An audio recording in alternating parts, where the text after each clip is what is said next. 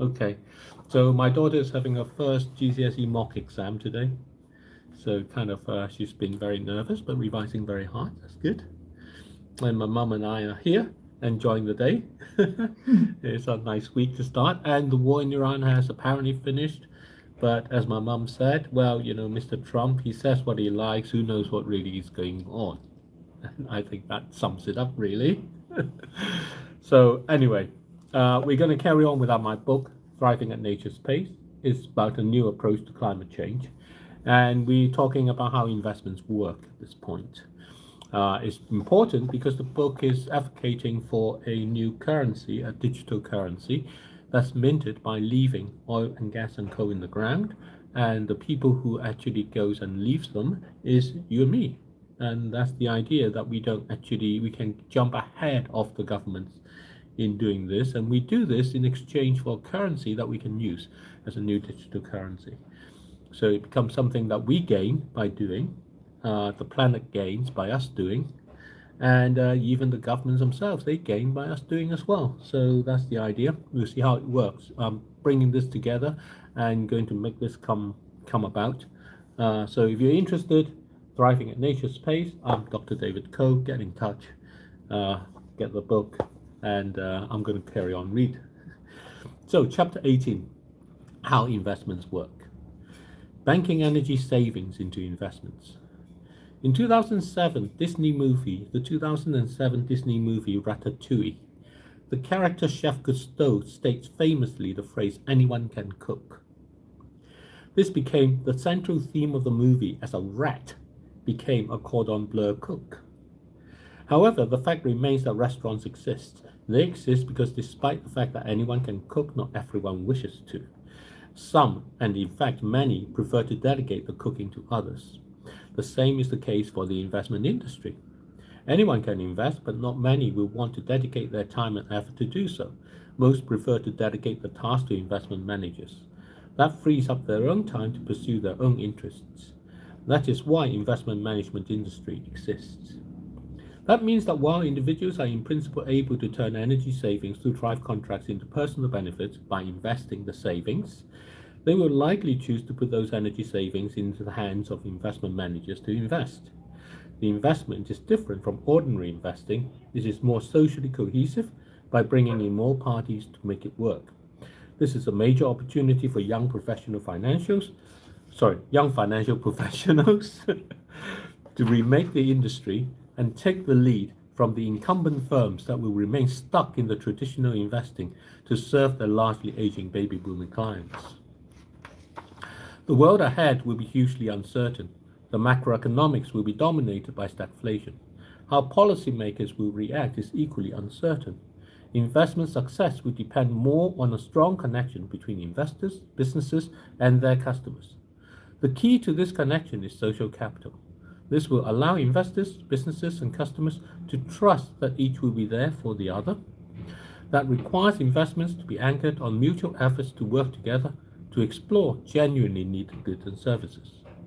This makes successful investments different from the highly transactional approach used today. Today's investments are very much entrepreneur-led. Entrepreneurs have an idea of what they make money. This is pitched to raise pre-seed funding that allows a prototype of sorts to be developed. If that works out, then it shifts into rounds of financing with each raising the valuation to push the product to expand the market. Throughout the investment process, it is about pushing a product to the world. This is highly costly in energy.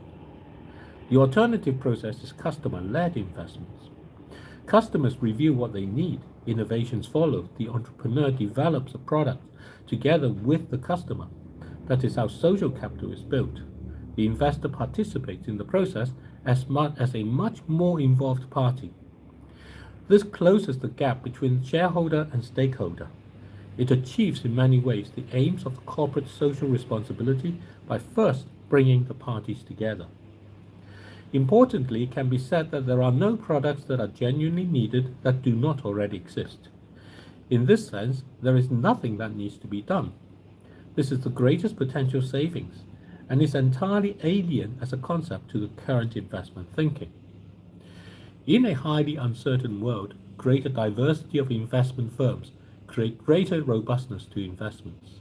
This allows greater social complexity in the overall mix of investors, customers, and entrepreneurs.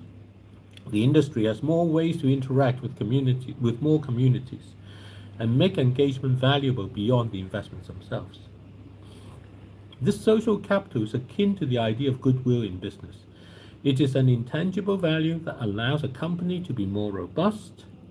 Investments today do not consider social capital as a source of robustness. They take social capital for granted and focus their efforts on balancing out analytical risks. However, such analytical risk management becomes fragile when risk becomes uncertainty. That is, when the likelihood of an outcome flips from being predictable to becoming entirely unknowable.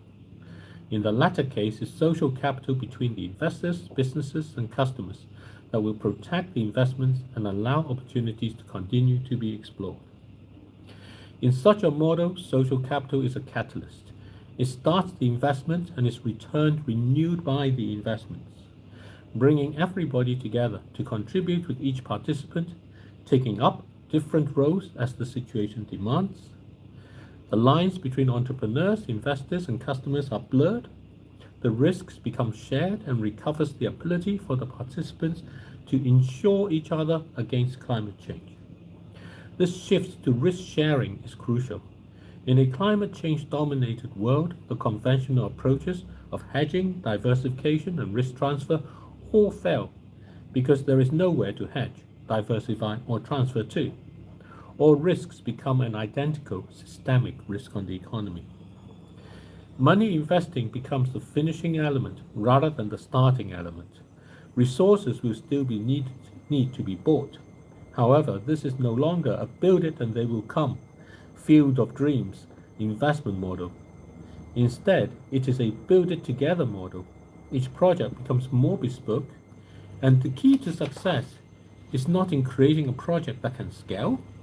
It is instead in having a value proposition that can readily bring more participants together. In the world of investment today, investment managers generally shy away from such approaches. The main reason is quite simply because they are managing too much money. Take, for example, a typical pension fund. The median size of a UK pension fund is around $50 billion. This means that 1% allocation is $500 million. And if this were to gain in value by 50%, it would only contribute 0.5% to the fund's total return. That means even large projects have relatively small impact and smaller projects are simply impractical.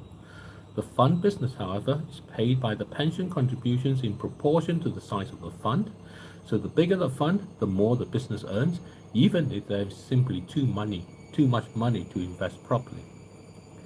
This would indicate room for new investment businesses to emerge that are smaller and can take advantage of being smaller. They can also take advantage of capital coming gradually from the Great Wealth Transfer. This is the expected transfer of over $60 trillion coming from the aging boomers and going to their children and grandchildren. While the total amount of transfer expected is staggeringly large, the transfer will take several decades to complete. Over this period, a fraction of the amount transferred each year will be looking for climate change appropriate investing. This will give one the opportunity to support banking of energy savings into profitable ways to bring about an end to the reign of oil, gas, and coal. So we'll stop there. I think that's quite a good chapter section. What do you think, Mum? Any thoughts?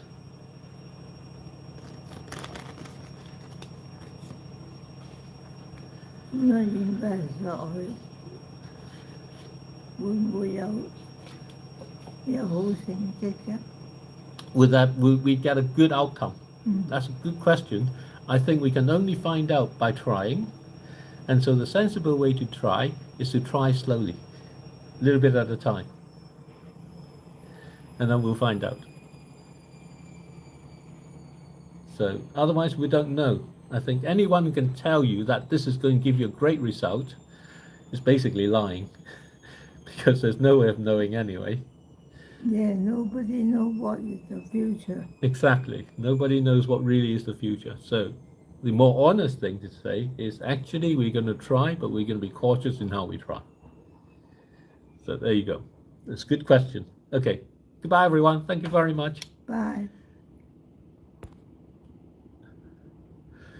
So we're ending. Bye-bye.